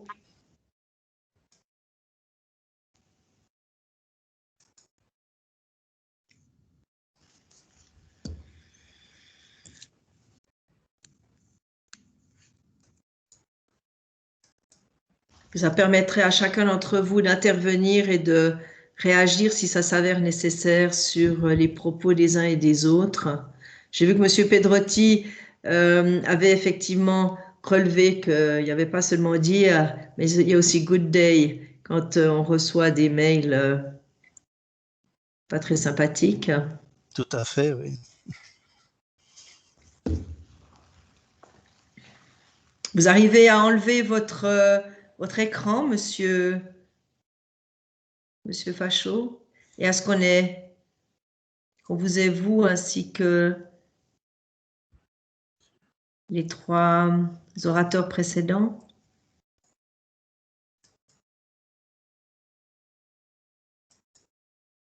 Alors.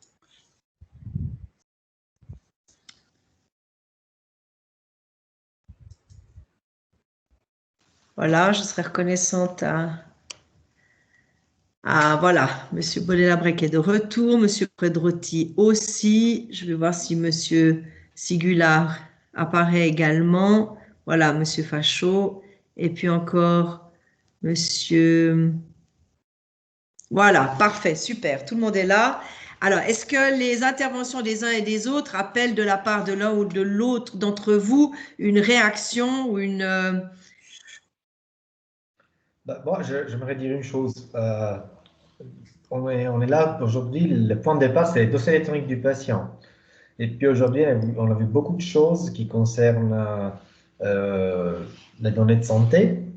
Mais pour moi, le point critique avec les dossiers électroniques du patient, c'est que on ne va pas devoir chercher les problèmes dans les institutions de santé, dans les hôpitaux, dans les cabinets, dans toute institution qui stocke des données de santé de personnes. La vraie histoire, pour moi, c'est qu'avec les dossiers électroniques du patient, c'est toute la population suisse qui devient la surface d'attaque pour n'importe quelle recherche d'intrusion. Donc, c'est tout citoyen qui pourrait se faire pirater son mot de passe d'accès à son dossier électronique du patient. Donc, ça ne concerne pas que les institutions de santé. Pour moi, c'est ça un point important qui concerne le DEP. Vous avez entièrement raison, mais il est vrai qu'au départ, il faut déjà que les professionnels du domaine soient très sécurisés pour que le patient ait l'assurance qu'il peut entrer dans le dossier électronique du patient et que ces données ne seront pas exposées, je dirais, au-delà de ce qui doit l'être. C'est toute la difficulté. Et ça va être le grand débat du dossier électronique du patient, parce qu'en fait, suite à l'e-ID qui n'a pas passé, le e-voting qui n'ont pas passé non plus, le citoyen va s'interroger quant à savoir est-ce qu'il a en face de lui des professionnels qui vont sécuriser ces données. Ouais, mais les professionnels de santé sont moins de 1% de la population. Si on pense que toute la population, les 8,5 millions Suisses, peuvent être une porte d'entrée, pour moi, le souci, ce n'est pas est-ce que mon médecin il est sécurisé, c'est avant tout est-ce que moi, je suis sécurisé. Ok, ok. On va se dépêcher d'aller le leur rappeler. Monsieur Bonnet-Labrec, vous vouliez intervenir. Si je peux me permettre, je pense enfin, je rejoins vos 2 propos, c'est-à-dire qu'il y a un rôle qui va être tenu par le patient, mais aussi un rôle par le professionnel. Et on peut s'interroger en fait sur cette relation entre le patient et le professionnel pour éduquer en quelque sorte la population au risque cybercriminel. Et donc, si par exemple, vous avez le professionnel de la santé qui dit à son patient « je ne vous contacterai jamais par mail », c'est déjà un premier pas vers une sécurisation en fait, du dossier électronique du patient. Et je crois que le professionnel a clairement un rôle à jouer, au même titre que le patient. Mais je crois qu'il faut garder ça en tête pour que tout se déroule très bien. Il y a effectivement des interventions en disant que le dossier électronique du patient, c'est né le dossier médical du médecin. Le patient reste le propriétaire des données, c'est lui qui donne ses données à qui il veut. Oui, on est d'accord, mais on sait qu'à partir de là, les données vont circuler. Donc, c'est de savoir comment elles vont circuler. Ça me paraît aussi important. Le médecin a un accès. Je vois qu'il est mentionné, je veux qu'il est différent de rejoindre la remarque de M. Pedrotti. Le patient peut le blacklister ou restreindre ses accès. Nous devons être en mesure de protéger les données de nos patients. Oui, absolument. Voilà, c'est les réactions sur ce dossier-là. Tout à fait. D'autres remarques de la part de l'un ou l'autre d'entre vous? Écoutez, moi, en tout cas, ce que je retiens, si je peux me permettre, c'est que c'est l'humain qui est au centre de tout. Monsieur Fachot? Oui, je voulais dire, c'est très, très intéressant, enfin, ce qui concerne le dossier médical en Suisse.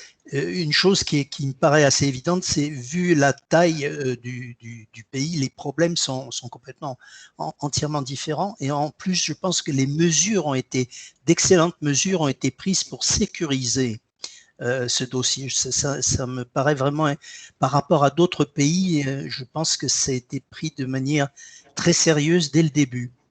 Donc, je pense qu'il y a moins de risques ici.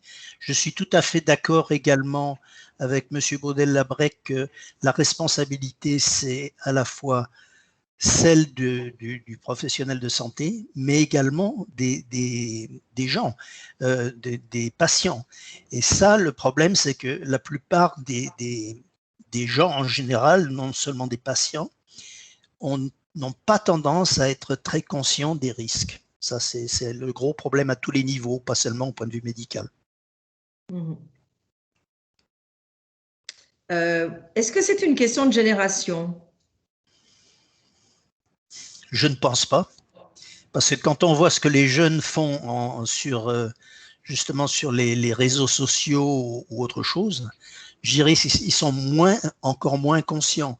Peut-être pas moins conscients, parce que quand on voit ce qui se passe également avec d'autres personnes qui regardent justement ce qu'il y a en ce moment, ces choses avec les vaccinations et puis les anti-vax et tout ça, là on voit que ça toutes les générations, il y a des gens qui ont une soixantaine d'années qui refusent de se faire vacciner parce ils regardent, qu'est-ce qu'ils regardent? Ils regardent YouTube. Et là, ils voient des gens qui sont des charlatans, qui disent non, il ne faut pas se faire vacciner, il y a des risques, le Covid n'existe pas, etc. Puis, si on regarde un peu plus profond, on voit que ces gens-là vous vendent, et ils ont des boutiques à côté, ils vous vendent des remèdes miracles pour que vous n'attrapiez pas le Covid, que si vous l'avez, vous soyez guéri instantanément.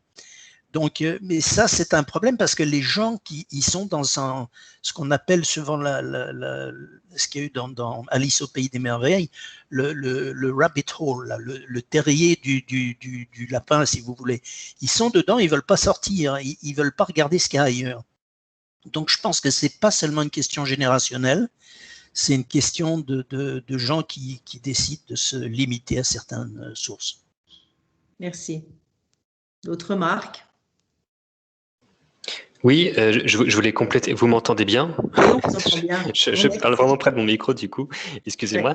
Je suis d'accord avec ce que disait Monsieur Fachot. Je pense que c'est effectivement vraiment une question de sensibilisation plutôt que de génération. Je pense qu'aujourd'hui, les plus jeunes d'entre nous vivent vraiment dans cette ère de big data où ils partagent absolument tout. Je pense qu'ils n'ont pas conscience de la valeur des données qu'ils partagent, et je pense qu'ils sont capables de partager vraiment n'importe quoi sur les réseaux sociaux. On a déjà vu des études ou même on peut encore faire aujourd'hui une recherche sur Instagram ou sur Twitter ou d'autres réseaux sociaux. Il y a encore des gens qui prennent en photo leur carte de crédit et qui partagent ça sur le monde. Donc, je pense qu'effectivement, il y a vraiment une prise de conscience à prendre de la part des utilisateurs, et c'est peut-être là aussi qu'est le débat, c'est est-ce que les utilisateurs sont assez sensibilisés sur l'impact que peut avoir ce DPE et leur sécurité, puisque avec même en étant bien sécurisé, effectivement, comme on n'arrête pas de dire, c'est l'être humain qui reste quand même la porte d'entrée principale. Donc, Si la personne se fait voler son identité, ses informations intimes, alors que tout le reste de la chaîne est sécurisé, c'est quand même bien dommage. OK. En conclusion, chacun d'entre vous, quelle serait la conclusion que vous mettriez sur l'événement d'aujourd'hui? Je commence par, je vais me prendre dans le même ordre que celui avec lequel vous êtes apparu, Monsieur Pedrotti. Oui, c'est très simple. Comme vient de le dire M. Sigula, l'être humain, c'est la porte d'entrée. Donc, on peut sécuriser le système, mais si après je me fais voler mon mot de passe et mon nom utilisateur, les criminels peuvent rentrer de façon légitime.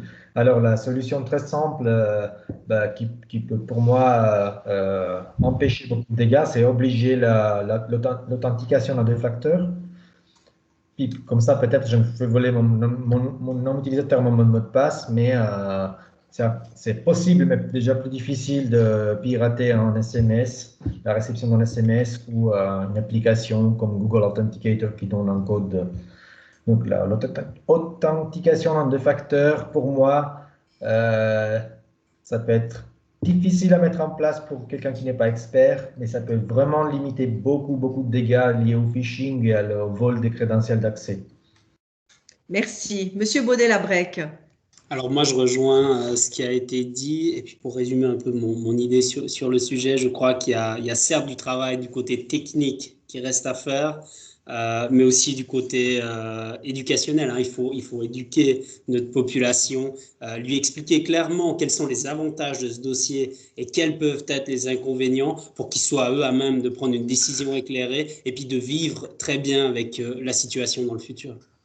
Je vous remercie beaucoup, Monsieur Sigula. Oui, alors moi je vais un peu à contre-courant parce que je pense que de toute façon, dans quoi qu'il en soit, les cybercriminels auront toujours une longueur d'avance et si c'est pas un cybercriminel, ce sera un insider qui veut du mal à quoi que ce soit. Donc je pense que la technologie c'est vraiment super, mais à un moment donné, il va quand même falloir se poser la question de quel type de données vraiment on souhaite mettre en ligne et avoir conscience que tout ce qu'on expose à travers Internet, même si c'est sécurisé et on nous garantit que c'est sécurisé, je pense qu'il faut garder en tête qu'il y a une possibilité que d'autres personnes puissent y avoir accès. Ça n'empêche pas de pouvoir l'utiliser et de confier toute son intimité dans ce genre de dossier, mais je pense qu'il faut vraiment garder en tête que c'est pas juste pour nos propres yeux et d'autres personnes, peut-être mal intentionnées, peuvent avoir accès à ces données. Et c'est pas rien de savoir, de se dire que quelqu'un qui regarde au-dessus de mon épaule ce que je fais, ce que j'écris et ce que concerne mon dossier. Je vous remercie beaucoup, Monsieur Fachot. On ne vous entend pas. Voilà. Oui. Moi, j'ai quelque chose que je voulais mentionner que j'avais un peu oublié, c'est que la sécurisation des hôpitaux, par exemple, et des centres de santé est difficile en raison de la multiplicité des systèmes qui concernent tous les équipements médicaux et les hôpitaux eux-mêmes. Et il y a des choses qui sont absolument hallucinantes, c'est qu'on voit des systèmes, des logiciels totalement obsolescents. Il y en a qui utilisent encore Windows XP sur certaines choses, qui font que la vulnérabilité peut être vraiment très, très forte. Hein.